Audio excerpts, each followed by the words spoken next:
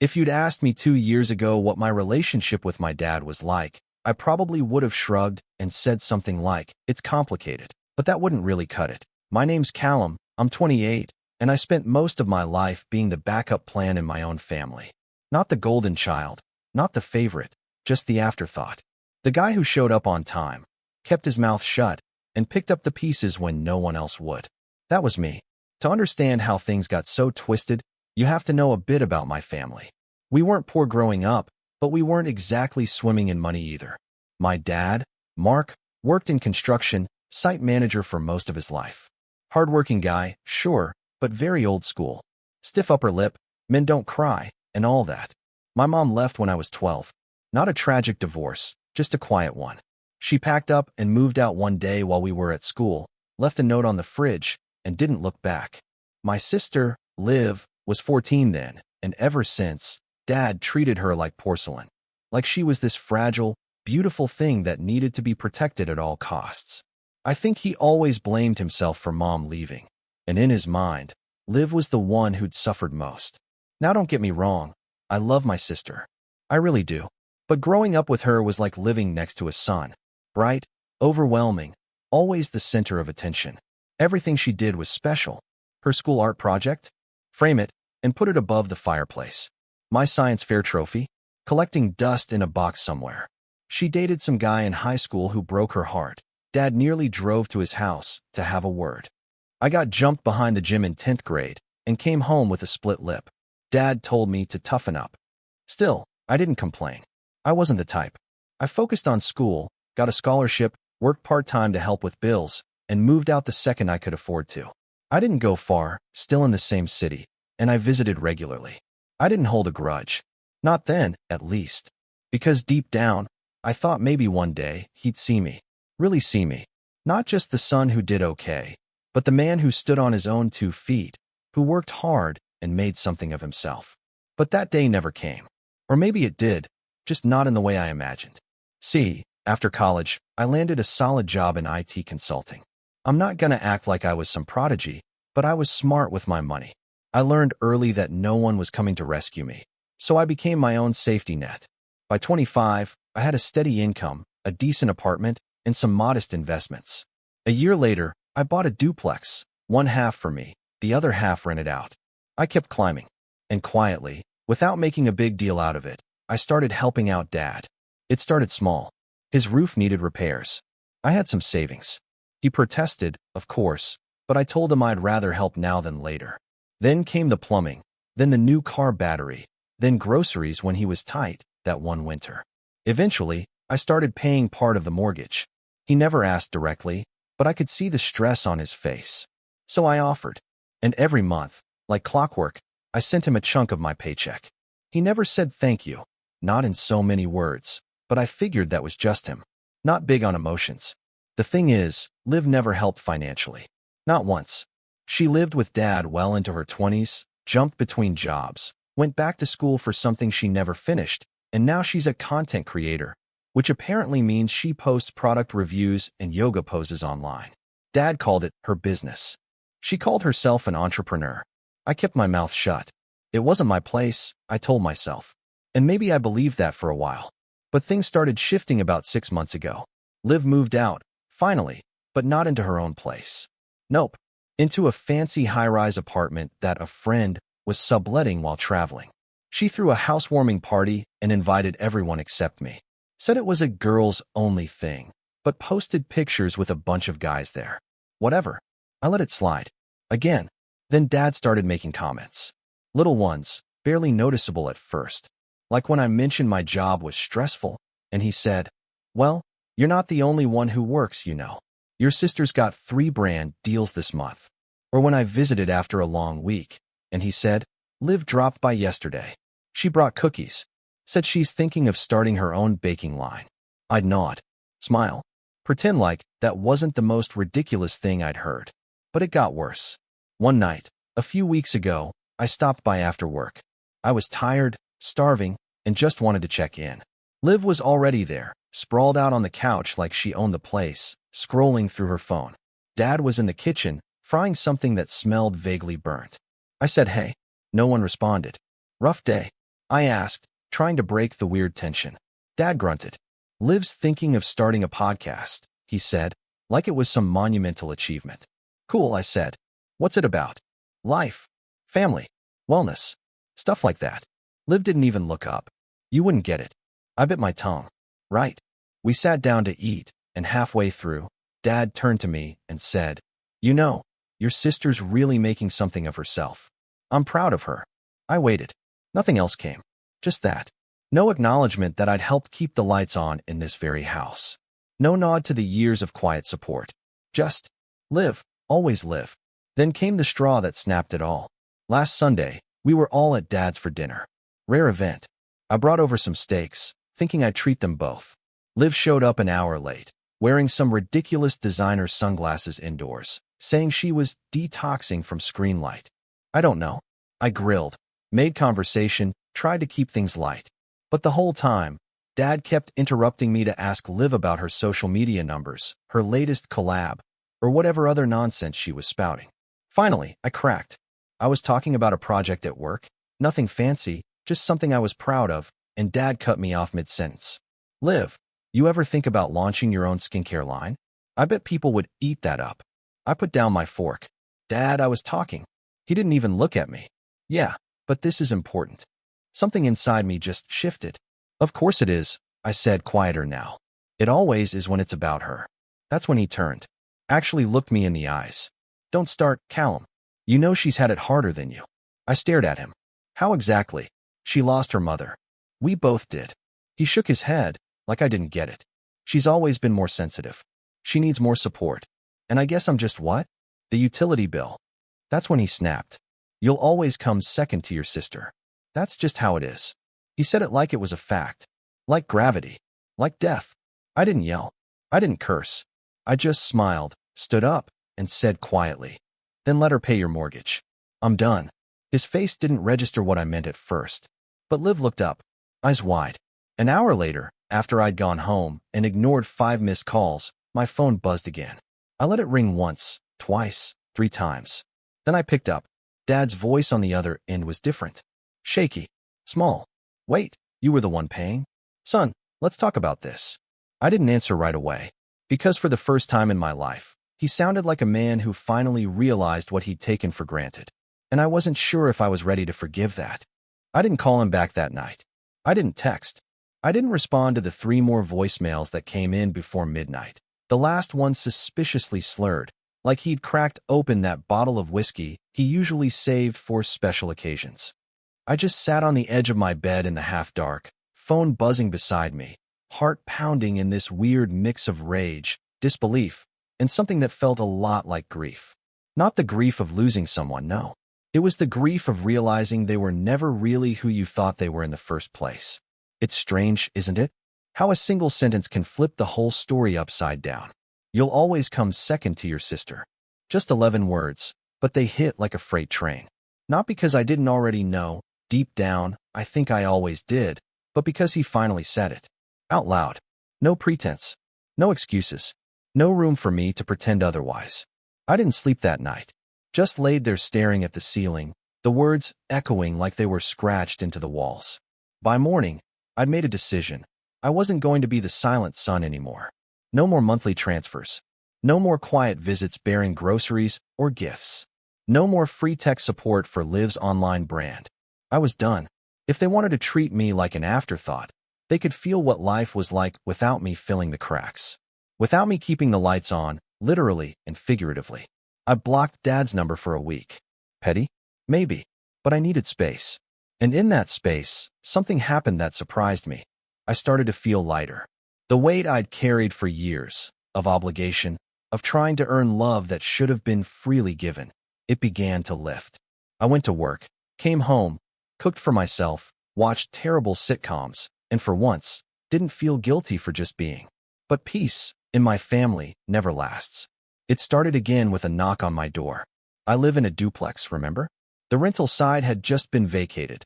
The tenants had moved out early, breaking the lease, but I didn't mind. They were decent people who communicated, and I figured I'd take my time finding the next renters. Maybe even renovate a bit. I hadn't told anyone yet. Definitely not Liv. So when I opened the door one Thursday afternoon, I was working from home and found her standing there with a stack of boxes in her arms and sunglasses perched on her head. I just froze. "Oh, good. You're here," she said, breezing past me like she owned the place. I blinked. "Liv, what are you doing?" She walked in, dropped the boxes on my kitchen counter, and exhaled dramatically.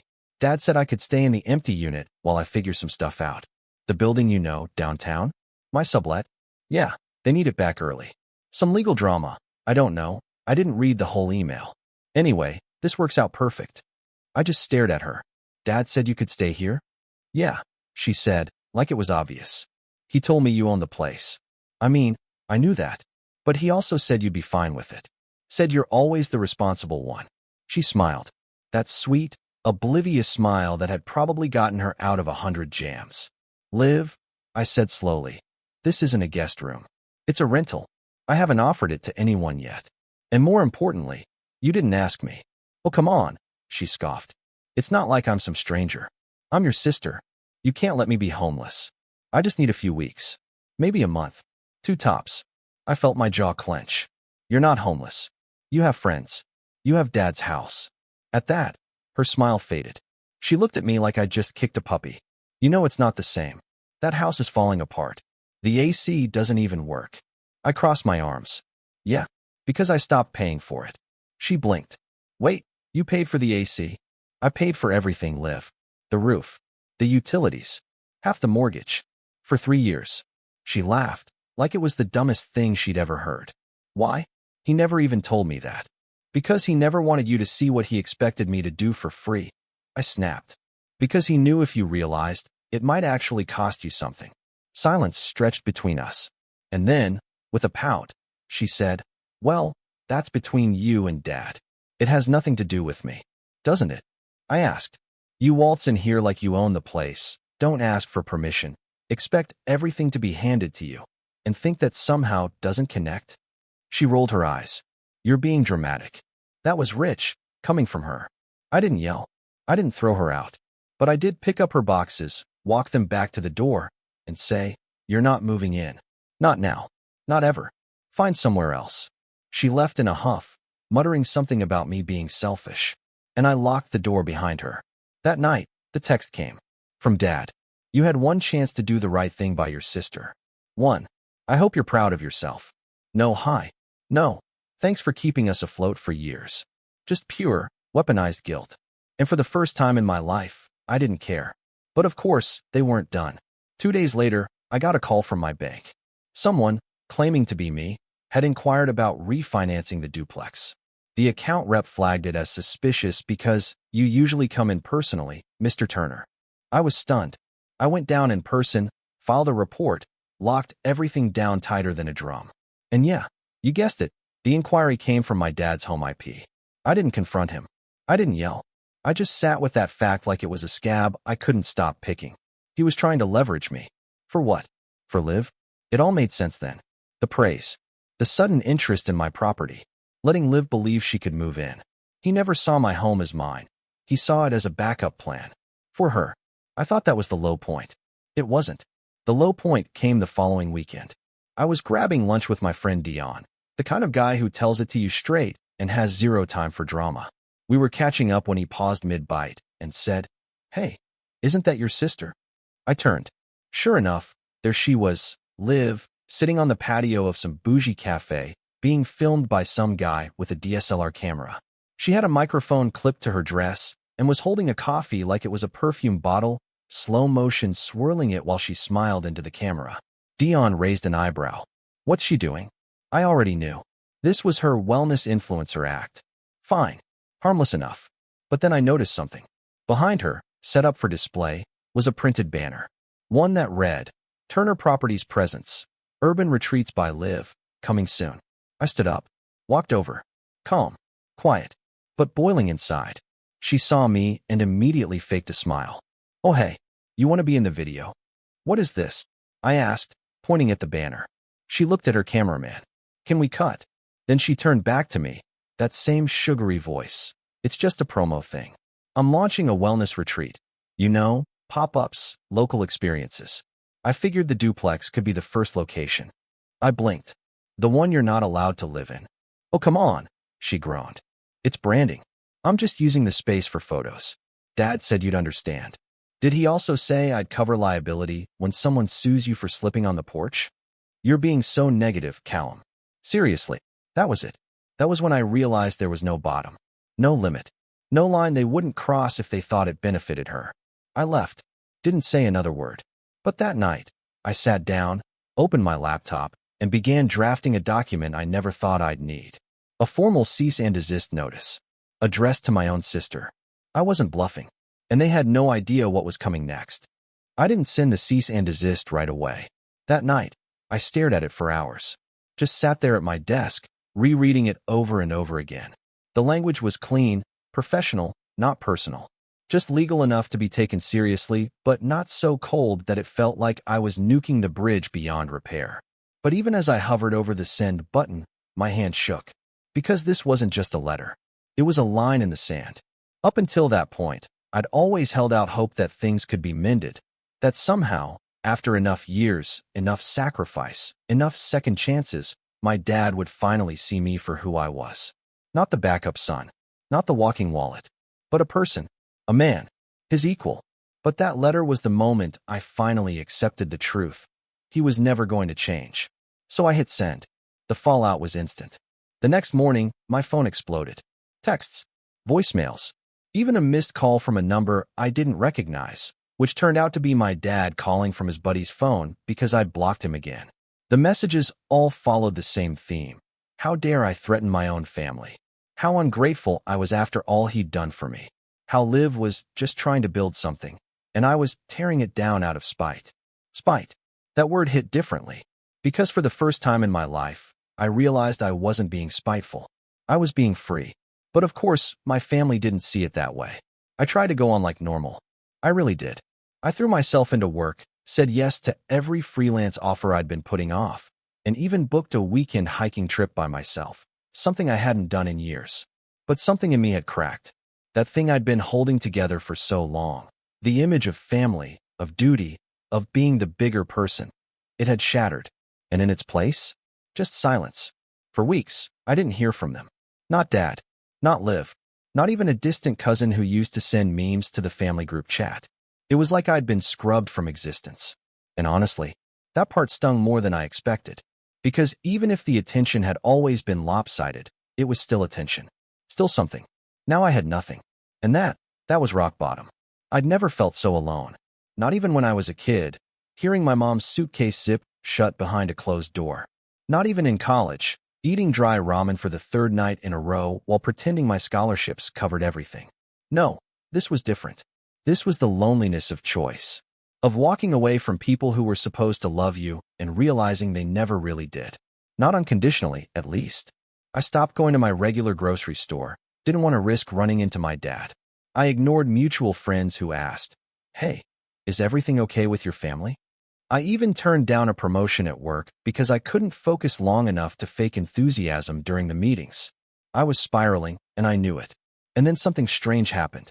One night, about a month after I sent the letter, I came home and found an envelope taped to my door. No name. Just the words, "Thought you should see this." Inside was a printed screenshot of Liv's Instagram story from the day before. She'd posted a video of herself at some retreat, not mine, thankfully, talking about her journey as a wellness entrepreneur. That wasn't new, but the caption below caught my eye. "So grateful to my amazing dad and business partner for making this dream possible. Couldn't have done it without your financial support. #family first, #blessed. Business. Partner." I stood in my doorway for a solid 10 minutes, that paper fluttering in my hand, as the implications sank in. She was using him, not just emotionally, not just for validation, financially, and he was letting her.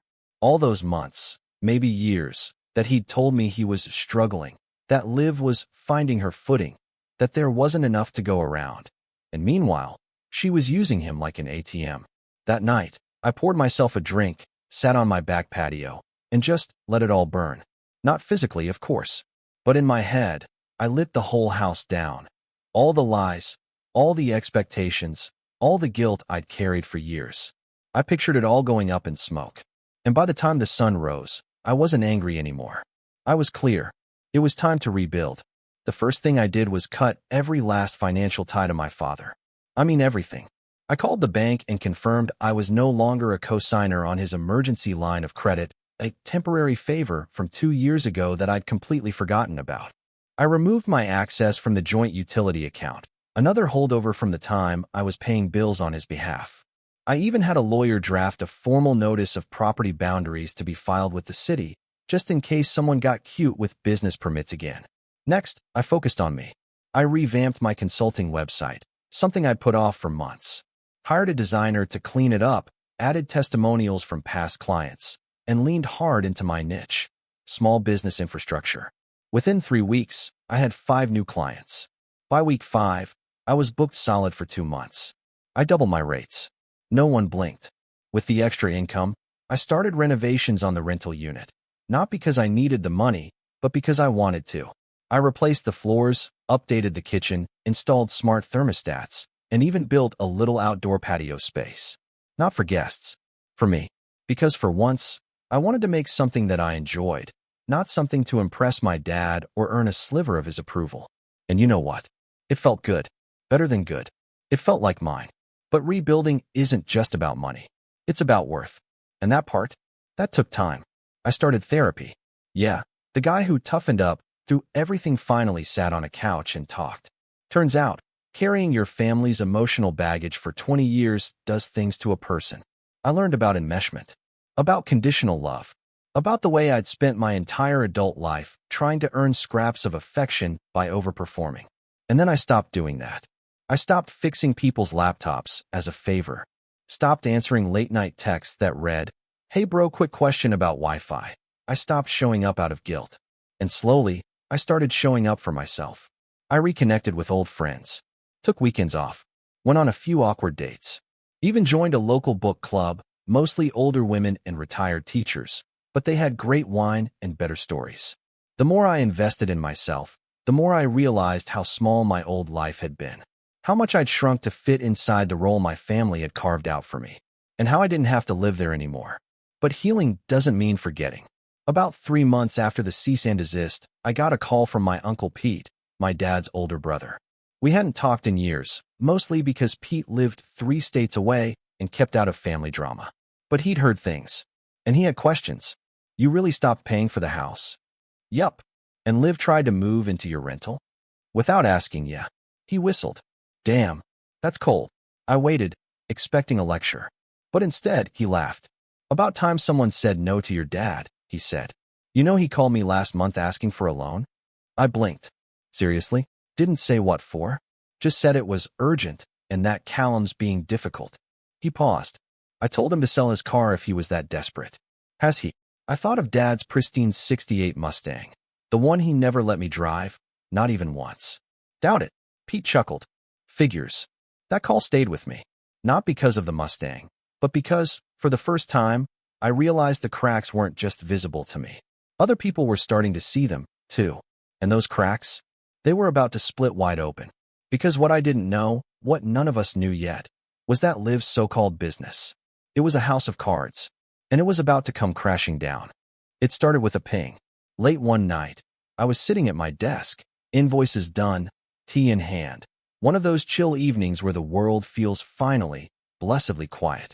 I was browsing LinkedIn, of all places, responding to a request from a client who wanted a testimonial blurb featured on his company's page. And that's when I saw it.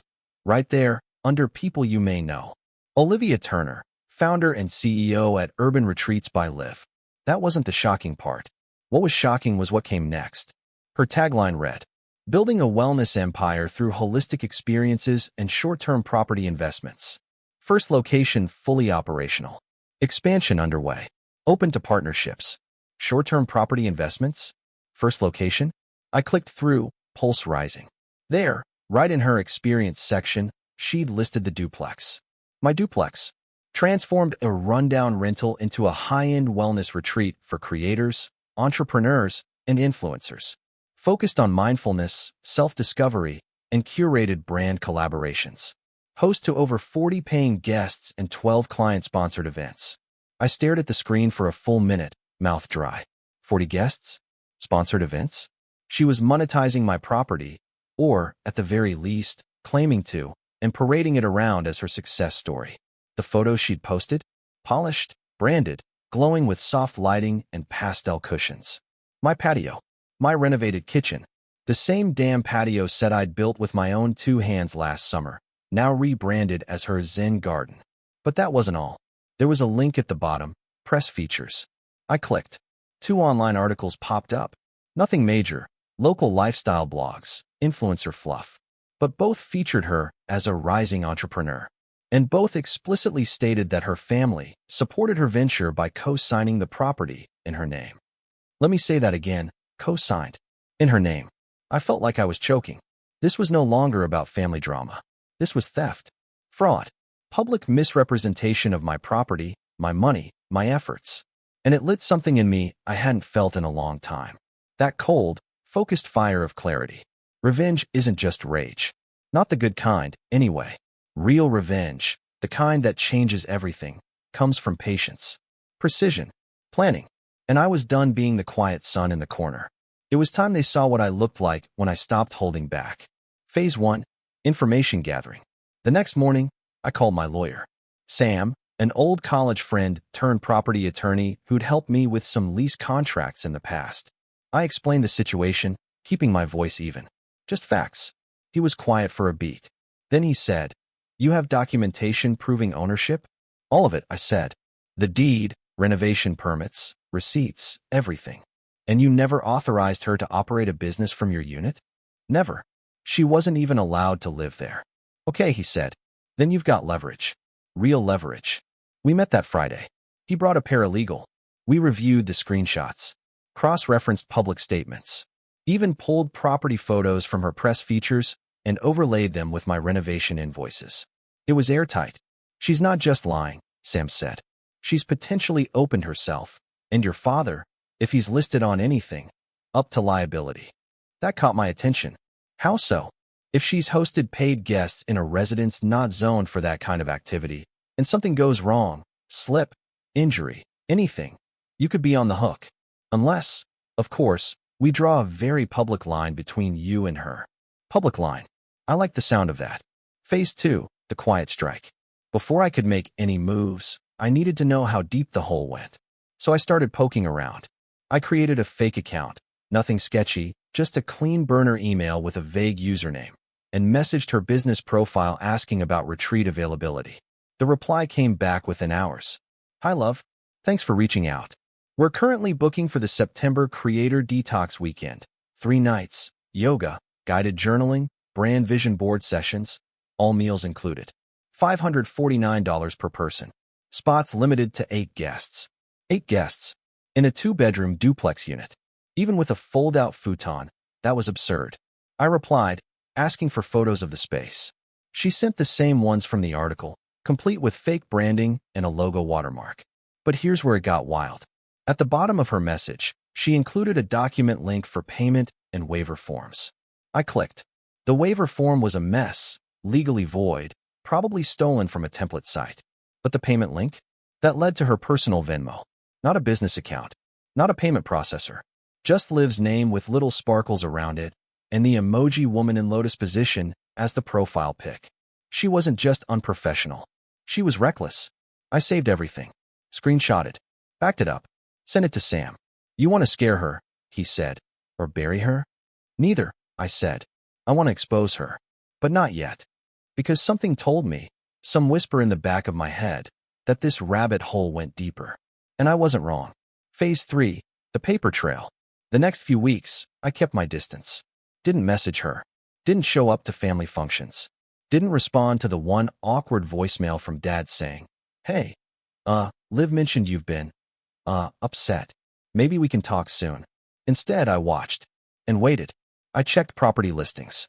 I set up alerts. And sure enough, one day it happened. A zoning complaint. Filed anonymously, but marked on city records. Suspected illegal use of residential property for commercial lodging. Guess whose address it was? Mine. But here's the kicker. I hadn't filed it. Someone else had. I showed it to Sam. His eyebrows lifted. "Looks like a neighbor beat you to it. Think it'll stick?" "It's a start," he said. "Let's add to the pile." Phase 4, the trigger. Now I knew Liv. I knew she was bold, cocky, and careless. But I also knew she couldn't resist the spotlight. So I gave her one. I reached out, through the burner, and offered to feature her retreat on a new wellness blog I was starting. She took the bait instantly. Within 2 days, she'd send a media kit, bios, even a brand story about how she and her father worked tirelessly to invest in a broken-down property and turn it into a community oasis. I almost laughed. Almost. But I had everything I needed. I built a fake landing page, clean, professional, with just enough fake reviews to look legit, and published her interview, complete with her own words, inflated guest numbers, and a direct quote about investing our family money into the business. Then I emailed the article, anonymously, of course, to 3 local small business newsletters, 2 zoning offices, and 1 lifestyle blogger with a reputation for sniffing out influencer scams. I didn't include a single lie, just her words. And her consequences. The dominoes were lined up now. All it would take was a little push. And Liv, God bless her, gave it to me. She posted a celebration story to Instagram a few days later. Champagne glass in hand, laughing with 2 friends on the porch of my duplex. The caption? When you realize you're too powerful to be stopped clinking glasses. I read it, smiled, and opened my inbox. Because that morning, I'd received something beautiful. A cease and desist letter. Addressed to her. Not from me this time, but from the City Office of Residential Compliance. Apparently, someone had traced her retreat ad to an unlicensed commercial activity on a residential zone, my zone. In the city, they didn't play games. They gave her 2 options. Pay a fine and cease operations immediately, or escalate it to court and risk higher penalties. Either way, the lie was collapsing, and all I had to do was sit back and wait. But I wasn't done yet. Because revenge isn't just about watching someone fall. It's about making sure they know why. The letter must have hit her like a freight train. 3 days after the city's cease and desist went out, Liv's Instagram went dark. No news stories. No filtered photos of avocado toast or candid yoga poses in front of my patio garden. Her last post, a wide shot of a brunch table with the caption, "Always building," was suddenly flooded with comments. Didn't you lie about owning the property? Wait, weren't you just fined by the city? I knew this retreat was sketchy. Girl, this is someone else's house. Her replies were either deleted or replaced with a single emoji. That was Liv, all right. When backed into a corner, play it cool, pretend it's all noise. But she hadn't just been exposed. She'd been documented, and her own arrogance had handed me the perfect follow-through. I wasn't interested in dragging her through court or suing her for the money. Truth be told, I didn't care if she scraped by or landed a brand deal next week. I didn't want her broke. I wanted her irrelevant. I wanted the world she built on lies, the curated identity, the fake empire, the unearned spotlight, to collapse under the weight of its own fiction. So I went quiet. I didn't gloat, didn't reach out. I just watched as the tide turned. First came the apology post, a classic influencer move. Black background, white cursive font, soft language. I'm taking a break from social media to reflect and realign with my purpose. I've made mistakes, and I'm learning. Please respect my journey. No mention of me. No ownership of the lies. But that was fine. Her silence spoke louder than any caption. But the real fallout didn't happen online. It happened at home. 2 weeks after her disappearance from the internet, I got a knock at my door. I almost didn't answer it. But something in me, maybe curiosity, maybe instinct, made me open it. It was Dad. But not the dad I'd known. Not the man who barked orders or stormed around the house shouting about loyalty and pride. This version looked deflated. Hair messier. Shirt wrinkled. A man who'd finally realized his throne was made of sand. He stood there for a long moment before speaking. "Hey, Cal." I crossed my arms. "Surprised you're here." "I deserve that," he said. Silence stretched. Then, almost reluctantly, he added, "I heard about the cease and desist. City called the house." I said nothing. He looked down at the porch. "You know, when your mom left." I didn't know what to do. Liv cried every night. She barely ate. "And you? Well, you just got quiet." I kept my expression flat. "So you decided to make it up to her by forgetting I existed?" His eyes flinched. "No, that's not." He caught himself. "That's not what I meant to do. But it's what you did." He nodded slowly. "Yeah, it is." That alone shocked me. The man who used to argue over burnt toast was finally admitting fault? I kept thinking, he continued. If I could just protect her, keep her happy, then maybe I could undo what happened. I thought if I gave her everything, she wouldn't feel broken. And what about me? His voice cracked. I thought you didn't need anything. You were always the strong one. Quiet. Smart. I figured you'd be fine. I exhaled, a cold laugh escaping my throat. You know what's funny? That's exactly how people justify neglect.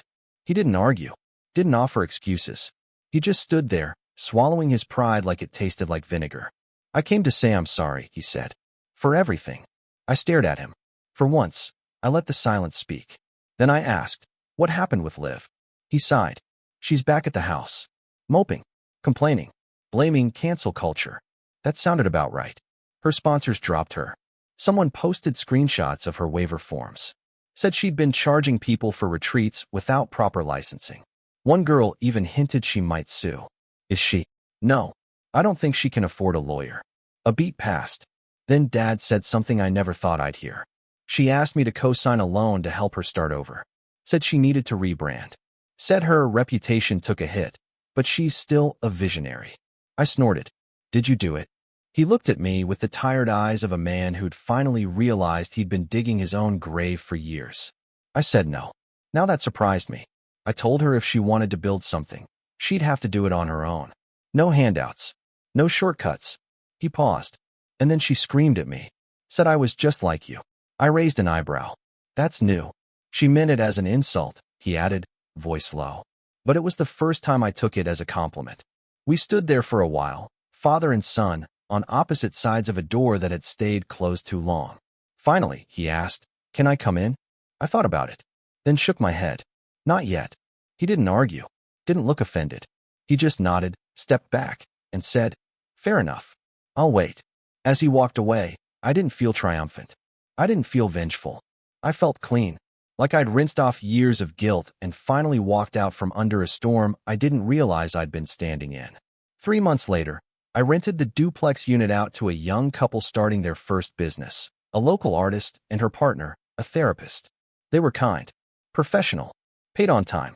They painted the back fence and planted herbs in the little garden Liv once used as a backdrop. They didn't rebrand it. They just lived in it. And that was enough. 6 months later, I gave a talk at a small tech conference about pivoting careers and building healthy boundaries. A former client introduced me as the guy who saved our company and never asked for credit. It wasn't a big event, maybe 30 people. But afterward, 2 of them came up and asked to hire me. One of them is now a retainer client paying me more monthly than I used to make in a whole quarter. And Liv? Well, her influencer career never recovered. She tried starting a podcast. It lasted 2 episodes. Tried rebranding as a life coach. No traction. Her last attempt was a GoFundMe campaign titled Support a Female Entrepreneur Rebuilding After Hate. It raised $48. From what I hear, she moved back in with Dad. Still chasing something. Still posting filtered selfies like nothing happened. And Dad, he sends me texts sometimes. Short ones. Just, hope you're good. Or, saw a Mustang on the road today. Thought of you. I don't always reply. But I don't delete them either. Because some wounds scar over. And some just stay open. But either way, I've learned how to walk without limping. The last time I drove past Dad's house, I noticed something. The porch light was off. Not broken, just off. The yard was quiet. And for the first time in years, I didn't feel like I needed to go knock. I already had my own home, my own light. And I'd finally learned that no matter how loud the world gets, there's something powerful about being able to close your own door and choose peace.